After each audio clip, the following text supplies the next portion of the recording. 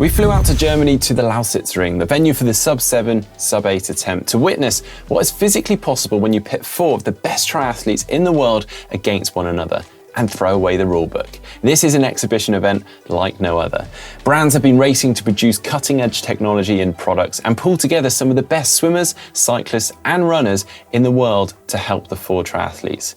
Each team was allowed a maximum of 10 athletes that could drop in anywhere during the course of the event and provide assistance. But before we get to them, let's meet a couple of the triathletes going after these elusive barriers. Yeah, as you said, it's a different race, and the fact that in a normal race you can go in, you can kind of analyze what people have been racing before, how fast Jan is racing in Hawaii. You can do your calculation and see how much power you need to do the same. But here, we've never had a pacing line like this with 6, 7, 8 riders in front. So, and also it's new athletes that we don't really know who that's coming in, how strong they are pacing on the bike, and so it makes it more unknown. But I feel that our preparation has been good, and I feel confident in my team.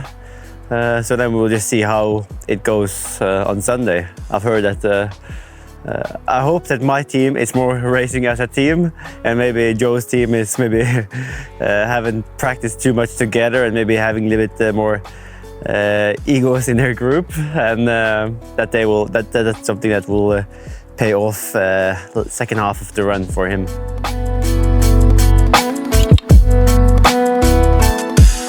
So obviously, I found out 4 weeks before St. George.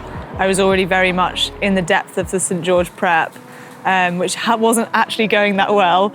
And then after St. George, I've just done everything I can to recover. But I think the main things were just pulling everyone together so quickly, and we were so fortunate that everybody we wanted on the team was immediately keen to come and play. So it was sort of easy for us. But no, I'm not sure you can make it an advantage. I guess we also got people out here early, so Monday, Tuesday, we've been out on the track nearly every day. We've really quite hammered the smaller team dynamic we've got going, rotating in and out, and hopefully that works out on race day. I mean, it's all going to be on the bike in terms of the time that I make up on Nicola. I think the overall time is still split quite evenly between the bike and the run in terms of the going sub-8, but I think the biggest difference to Nicola will be the bike split. So that all comes down to the team, and it sort of makes my life, in a way it makes it harder because we're able to go faster because the girls in the team are so good that I'm actually working quite hard on the back of the bike. So we're capitalising, therefore, on the speed that we can go. So it's not really about saving energy. It's the team is making like incredible leaps of speed, and I'm actually working at a decent level. So, yeah, the team element is the bit that is fun and unique about this event, definitely, as well as making it actually possible. Of course, to achieve sub-7 and sub-8 hours, the athletes calculated ambitious target times for each discipline. And to make sure that they met those, they needed a strategy. Whilst a lot of this was obviously focused on the bike, they also needed to start strong and meet their swim targets. So to help them, Form Goggles have stepped in by providing the swim pacers with their augmented reality display goggles that show their real-time pace in the lens of the goggles.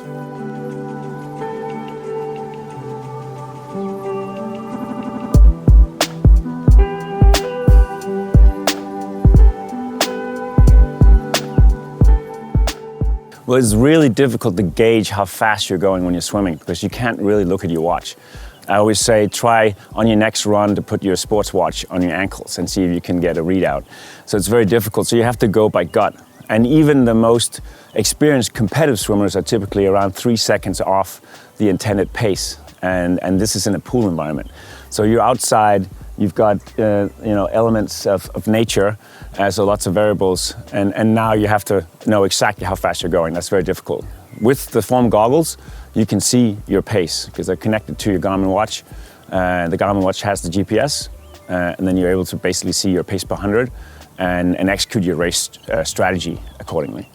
I think, so to say it best, we don't want to have the fastest swimming split, but to have Christian be in the best way for his bike part or for his bike, for his cycle race, and that he can spare some energy and yeah, we just want to make him, to get him into the best position, you know? The foam goggles has a display in the glass itself, and therefore we can actually see our 100-meter pace during the swim, which is very nice. So literally we know how fast we are going, or how much faster we still have to go, or slower if Christian doesn't hold, but still. We really know, we have like the actual feedback of our swim in the goggles. So I'm not too sure if I'm actually going to use the pace on the goggles. I prefer the stroke rate. I'm going to have the overall time and then, yeah, the stroke rate as well. And then that way I know how to gauge whether to go faster or slower, because it's a more precise metric. I've kind of seen like 68 is what's been working with Kat being able to hang on.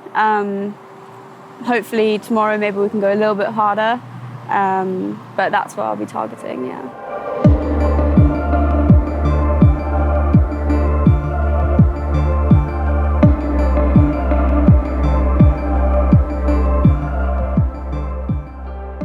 We're going to use two swimmers, Indy Lee, SJ Walker. We tried one on the feet, one on the sides. We've settled for just a straight line with SJ Walker, who's a phenomenal swimmer, Indy, and then Kat signalling up if they need to through taps. They'll set off steady, which is the perk of this race. You can set off at the pace you intend to finish, which everyone that's done triathlon knows is a complete luxury. And then the bike, we have Ruth Astor will sit in front of Kat for the majority. And then we have two teams of 3 cyclists. And they're basically all elite pro cyclists that are very good time trialists. We've got world pursuit riders, we've got national podium time trialists. And they're basically going to run 2 teams of 3 doing through and off for sort of half an hour apiece times 4 efforts. And then onto the run, we'll just use what we've got left.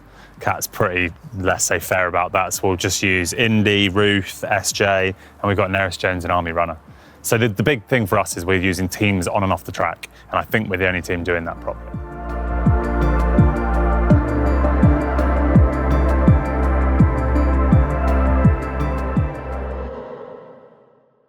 Obviously, Kat's team are not the only ones with a plan for the bike, so we headed over to the racetrack to catch up with Christian and Joe's team the day before the race to see how their plans were coming together.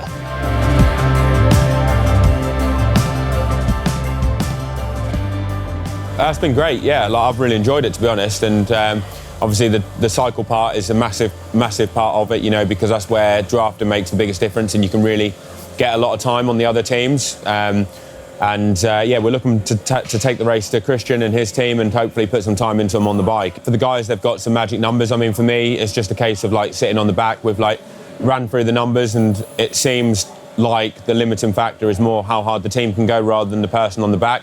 Although it's not easy on the back, you know, there's like spikes of power, and it depends on how smooth the guys are. So a lot of it is like refining your technique in the line, how smooth, and yeah, I mean, I think it's like, depending on people's CDA, you're talking like 450 watt turns roughly on the front, some higher, some a bit lower. And then when it gets to the run, it's just down to me, really.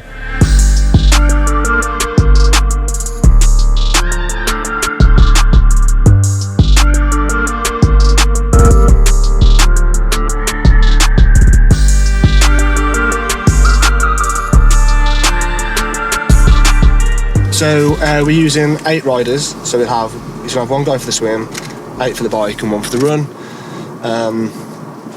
The guys will mostly stay in the line, so they won't actually come off the track for a lap. Whereas some of the other teams here and some of the female teams are doing like formations of like 3 riders at a time, and then they're taking like a lap off or whatever. Whereas we're mostly at least half the lads will stay in. We will give them a chance to recover, have a drink. So what we'll do then is we'll send them to the back and then act as a sweeper for Joe to make it a bit smoother for him. And then we will have a couple of guys that will probably just have a lap out here and there, just to kind of, if anything, to kind of break the monotony of it a little bit, because it's quite a long old team time trial, this 112 miles. So yeah, they'll go out, get a drink, and then join back in again. They've all got stuff to drink on the bike, but it's not the easiest to kind of be drinking at kind of 50 odd k an hour. So just to make sure they can properly get it in, that's when they'll have an opportunity.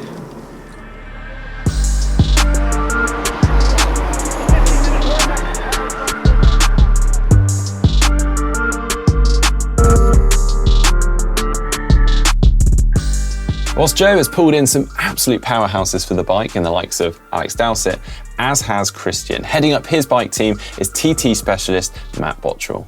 Kind of like a strategy is just like, I know so much about like the pace that we need to ride. Like there's you're always weighing up the costs between doing a quick run and a quick bike, aren't you? But ultimately, you know, like this is about swim, bike, run. So it'll be me analysing like the power that I'm pushing. Then I know that what Christian's going to push, you know, like working out his aerodynamic drag and mine. We kind of know a power that will enable him to do like this fast run that we want to see at the end of it.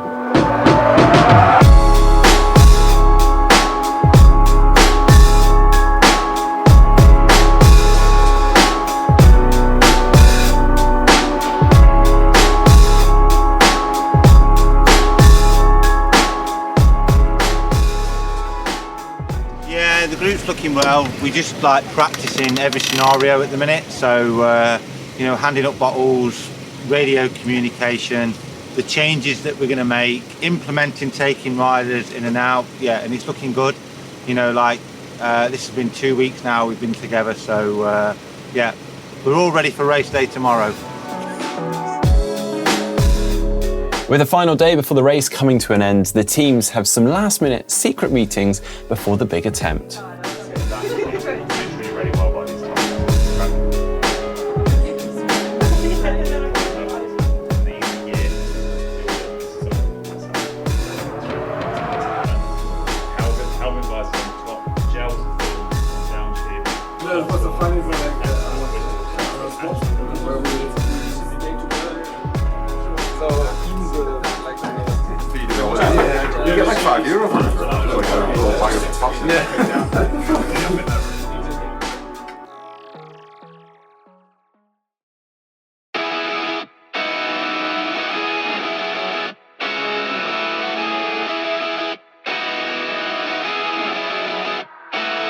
And here we go.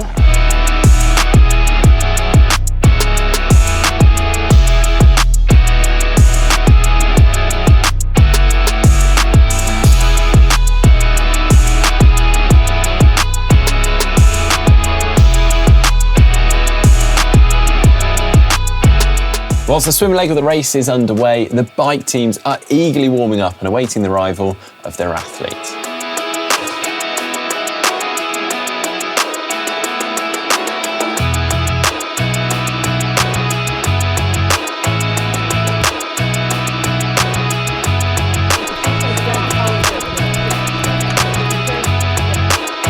Matthews, she is in front. Her swim pacers have now stepped aside. You'll have Kat Matthews, Nicholas Spierig behind her running up. That transition is...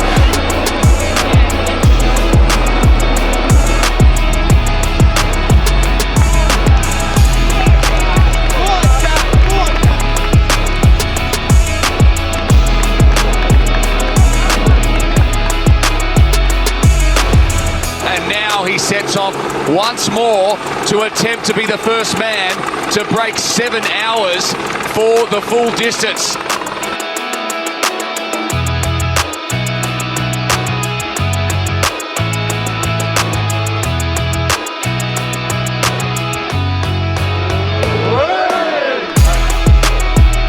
And here is Christian. He has completed that 3.8k swim. He's got a massive gap already.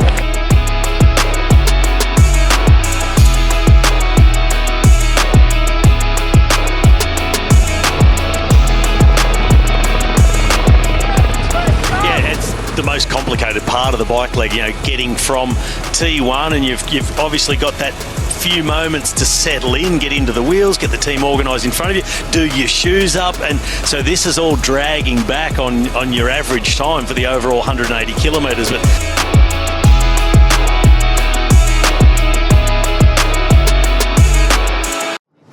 so update, we're in the van on our way to the Delicato ring. We've been in T1 all morning. We've watched the women come through, we've watched the men come through. So far, a little off the predicted times. I think it was a little more difficult in the swim than what we gave it credit. There was a little bit of chop on the water, which has slowed it down. Women are around 4.5 minutes off their predicted time. Christian around 3 minutes off and Joe a little further behind. But we do know from reports out on course that they are riding really fast. The women right now 45.5 kilometres an hour, which is faster than they both predicted. So that's a good thing. So I have no doubt that they'll make up the time that they've lost in the swim. We are heading to the track now. I'm still so excited. We are seeing history in the making here. And I have no doubt that both are going to give it everything they can to make sure they go under 7 and under 8.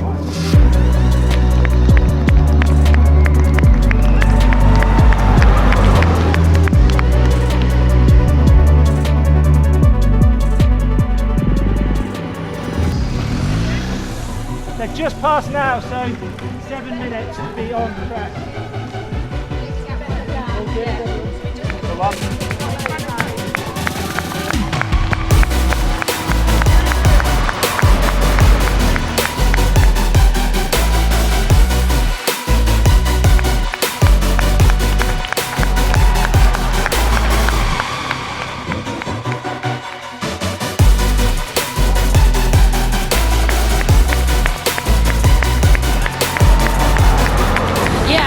We've got some, lap splits from Nicola, and she's been holding really quite steady, around about 46, just over 46 kilometres per hour.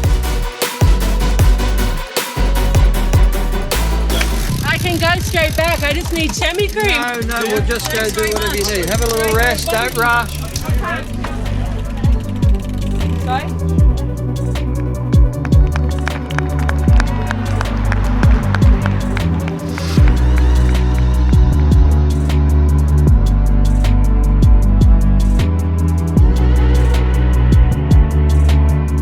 This is the moment we have been waiting for. It says 16 seconds up the top. It's less than that because Team Ribble well tight, carrying Joe Skipper behind them, are about to overtake. And Joe gave his little signal call as he blew past Christian Blumenfeld there. He has got to have been planning that move all week, I am sure. And here she comes. This is Team Cats.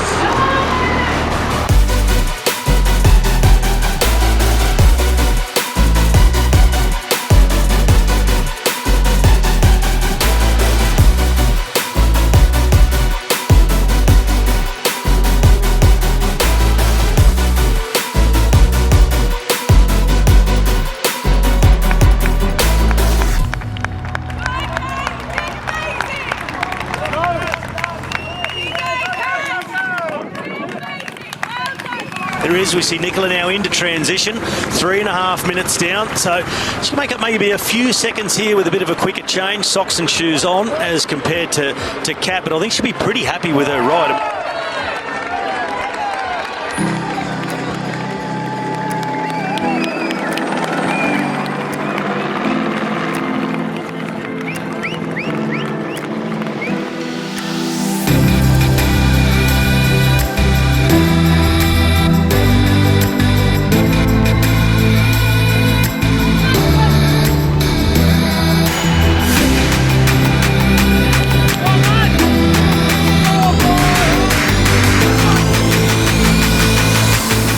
Here we go, 600 metres remaining. They're in the transition. For Joe Skipper's crew.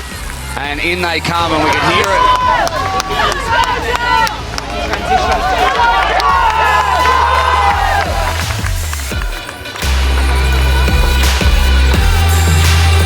Comes Christian Blumenfeld. The Pacers move out of the way. They deliver the world champion, the world record holder, and the Olympic champion.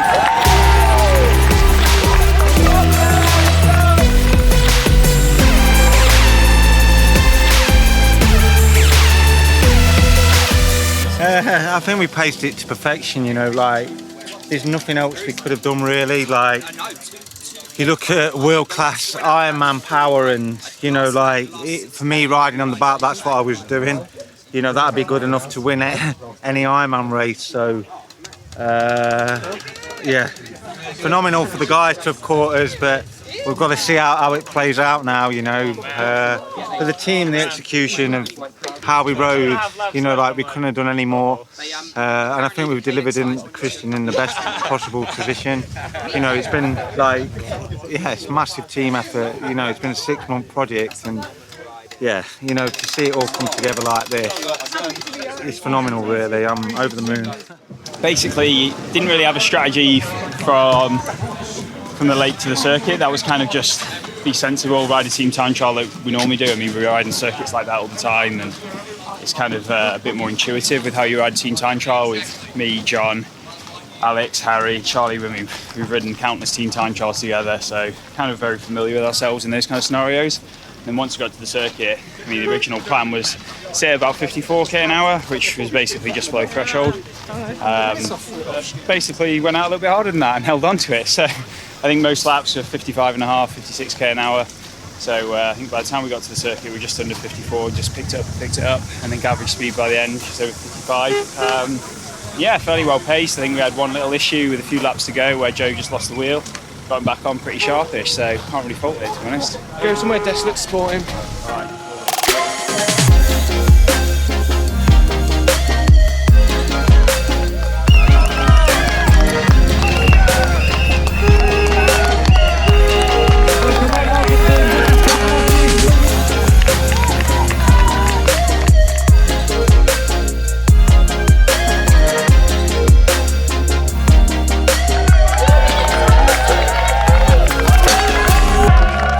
There is a very distinct possibility within minutes we are going to have a pass.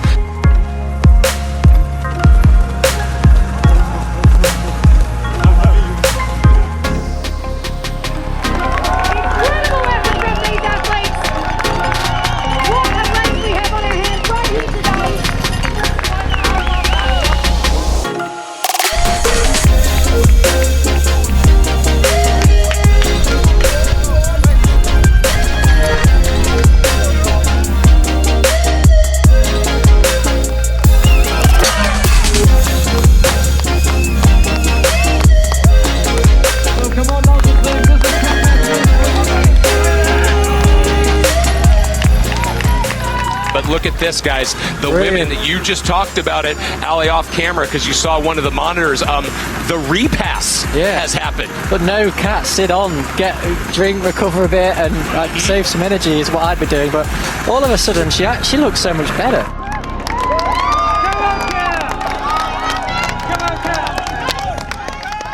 Yeah, she found it hard. Nicola came past us, but she held it together as Kat always does, and then they never really got much of a gap on us, and then we reeled them back in and went past them again. And I think she's down the other end of the course, but it looks like she's holding the gap and stretching it out a bit. So, well, we know that Kat's best bit of the whole race is the last 10k, so it's not over till it's over, is it?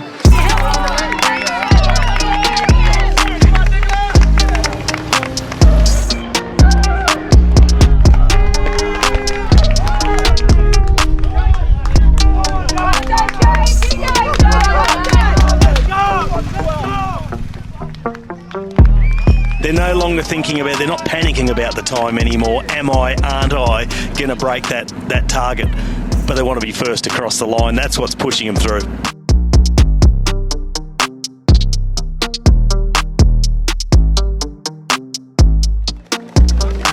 Here she goes. Kat Matthews, the pacing team's waiting for her. The pacers will wait, and Kat Matthews will send a message to everyone in long distance and to the world that it is possible to defy the impossible and come across the line in an incredible sub-8 time, 7:31.57. Kat Matthews has made history. What a moment for the Brit.